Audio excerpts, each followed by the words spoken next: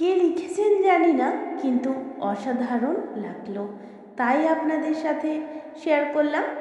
এটি social media থেকে আমি পেয়েছি, তো চলুন শুনে নেওয়া যাক। মা 9 মাস বহন করেন, বাবা 25 বছর ধরে বহন করেন। উভয়েই সমান, তবুও কেন বাবা পিছিয়ে আছেন তা জানি না। মা বিনা বেতনে সংসার চালায়, বাবা তার সমস্ত বেতন সংসারের জন্যই ব্যয় করেন।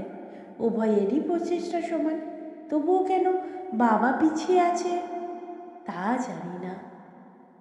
মা আপনার যা ইচ্ছা তাই রান্না করেন, বাবা আপনি যা চান তাই কিনে দেন। তাদের উভয়ের ভালোবাসাই সমান, তবু মায়ের ভালোবাসার উচ্চতর হিসাব দেখানো হয়েছে। জানি না কেন বাবা পিছিয়ে। ফোনে কথা বললে প্রথমে মায়ের সাথে কথা বলতে চান, কষ্ট পেলে মা বলে কাঁদেন। আপনার প্রয়োজন হলেই আপনি বাবাকে মনে রাখেন, কিন্তু বাবা কি কখনো খারাপ লাগেনি যে আপনি তাকে অন্য সময় মনে করেন না? ছেলে মেয়েদের কাছ থেকে ভালোবাসা পাওয়ার ক্ষেত্রে প্রজন্মের জন্য বাবা কেন পিছিয়ে আছেন জানি না। আলমারি ভরে যাবে রঙিন শাড়ি আর বাচ্চাদের অনেক জামা কাপড় দিয়ে, কিন্তু বাবার জামা খুব কম। নিজের প্রয়োজনের তোয়াক্কা করেন না, তারপরেও জানি না বাবা কেন পিছিয়ে আছেন। মায়ের অনেক সোনার অলংকার আছে, কিন্তু বাবার একটাই আংটি আছে, যেটা তার বিয়ের সময় দেওয়া হয়েছিল। তবুও মা কম গয়না নিয়ে অভিযোগ করতে পারেন, আর বাবা করেন না। তারপরও জানি না বাবা কেন পিছিয়ে আছে।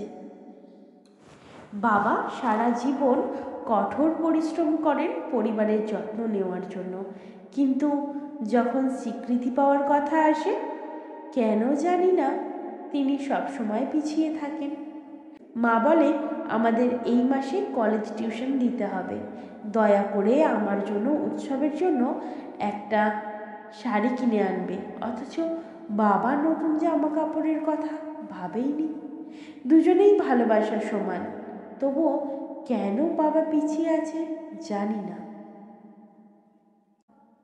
বাবা মা যখন বুড়ো হয়ে যায়, তখন বাচ্চারা বলে মা ঘরের কাজ দেখাশোনা করার জন্য অত্যন্ত উপকারী, কিন্তু তারা বলে বাবা অকেজো।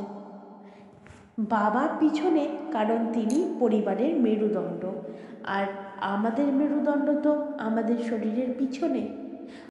অথচ তার কারণেই আমরা নিজেদের মতো করে দাঁড়াতে পেরেছি। সম্ভবত এই কারণেই তিনি পিছিয়ে আছেন।